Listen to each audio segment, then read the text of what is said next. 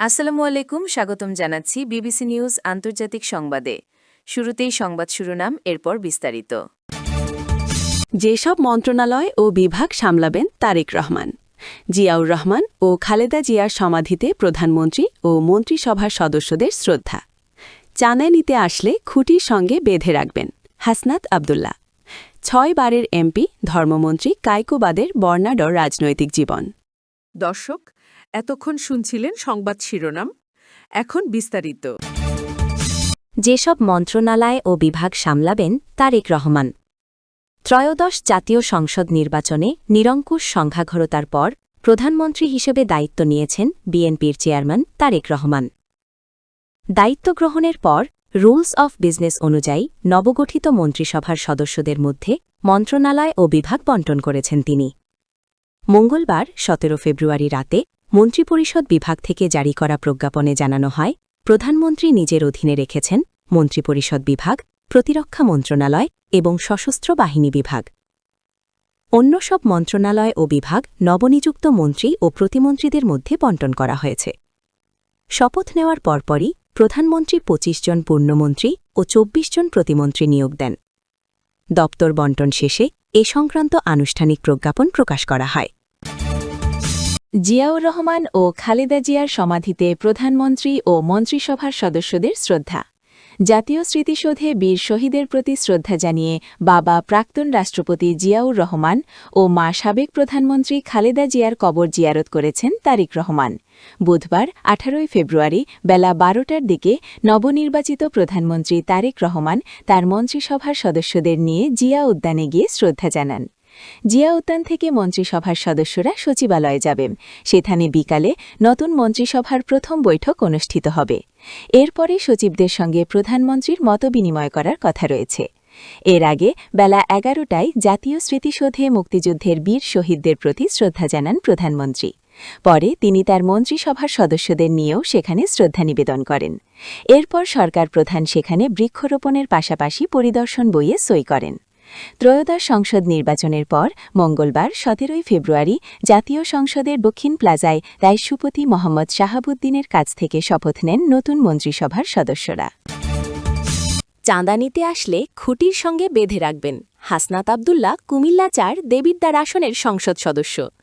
হাসনাত আবদুল্লাহ বলেছেন, কেউ চাঁদা নিতে আসলে খুঁটির সঙ্গে বেঁধে রাখবেন, তারপর পুলিশকে খবর দেবেন। দেবিদ্বারে কোনো চাঁদাবাজের ঠাঁই হবে না। মঙ্গলবার 17 ফেব্রুয়ারি শপথ গ্রহণের পর রাতে কুমিল্লার দেবিদ্বারে এসে ক্ষুদ্র ব্যবসায়ীদের সঙ্গে দেখা করে তিনি এসব কথা বলেন। হাসনাত বলেন, ইজারাদার তার নির্ধারিত সীমানার বাইরে চাঁদা তুললে আইনি ব্যবস্থা নেওয়া হবে। এ সময় এক ইজারাদারকে তিনি মোবাইল ফোনে সতর্ক করেন। তিনি বলেন, কাঁচা বাজারের ইজারা নিয়েছেন, নির্দিষ্ট বাজার এলাকার ভেতরেই ইজারার টাকা তুলতে হবে। এর বাইরে চাঁদা নিতে এলে পাবলিক ধরে পিটাবে, তখন আমার কিছু করার থাকবে না। আইনশৃঙ্খলা রক্ষায় কঠোর ব্যবস্থা নেওয়া হবে।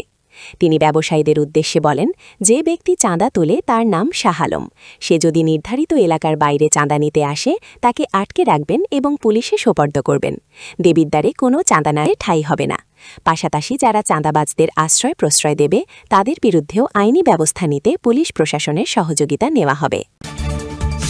6 বারের এমপি ধর্মমন্ত্রী কায়কোবাদের বর্ণাঢ্য রাজনৈতিক জীবন।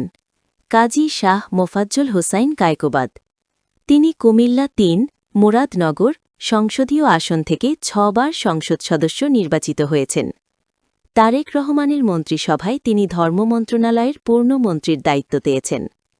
মিথ্যা হত্যা মামলায় মৃত্যুদণ্ডে দণ্ডিত হয়ে দীর্ঘদিন নির্বাসনে কাটানোর পর দেশে ফিরে মন্ত্রী হওয়া তার জন্য একটা সময় অসম্ভবই ভাবা হচ্ছিল। কায়কোবাদ বিএনপির কেন্দ্রীয় নির্বাহী কমিটির ভাইস চেয়ারম্যান। এলাকায় বিপুল জনপ্রিয় এ নেতা ত্রয়োদশ সংসদ নির্বাচনে এবার ডাবল হ্যাট্রিক করেছেন। ব্যক্তিগতভাবে তিনি 6 কন্যা সন্তানের জনক। রাজনৈতিক জীবনে বহু চড়াই উতরাই পেরিয়ে এ পর্যন্ত এসেছেন। তিনি বহু নির্যাতনের শিকার হয়ে তার অবস্থান ধরে রেখেছেন। খোঁজ নিয়ে জানা গেছে, কাজী শাহ মোফাজ্জল হোসাইন কায়কোবাদের কর্মজীবন শুরু হয় ব্যবসায়ী এবং ঠিকাদার হিসেবে। তিনি 1986 সালে তৃতীয় জাতীয় সংসদ নির্বাচনে ব্যাপক জনপ্রিয়তা নিয়ে স্বতন্ত্র প্রার্থী হিসেবে প্রথম সংসদ সদস্য নির্বাচিত হন। 1988 সালে জাতীয় পার্টির মনোনয়নে দ্বিতীয়বারের মতো সংসদ সদস্য নির্বাচিত হন। 1989 সালের শেষ দিকে তিনি সংসদের হুইপ হিসেবে দায়িত্ব পালন করেন। তিনি 1990 সালের 2 মে থেকে 6 ডিসেম্বর পর্যন্ত ধর্ম প্রতিমন্ত্রী হিসেবে দায়িত্ব পালন করেন। তিনি 1991 সালে পঞ্চম জাতীয় সংসদ নির্বাচনে স্বতন্ত্র প্রার্থী হয়ে নির্বাচন করে বিএনপির প্রার্থী ব্যারিস্টার রফিকুল ইসলামের নিকট পরাজিত হন। 12 জুন 1996 সালের সপ্তম জাতীয় সংসদ নির্বাচনে তিনি জাতীয় পার্টি প্রার্থী হিসেবে তৃতীয়বারের মতো সংসদ সদস্য হন। 2001 সালে বিএনপিতে যোগদান করে চতুর্থবারের মতো তিনি সংসদ সদস্য নির্বাচিত হন। 2008 সালে নবম জাতীয় সংসদ নির্বাচনে পঞ্চমবারের মতো সংসদ সদস্য নির্বাচিত হন।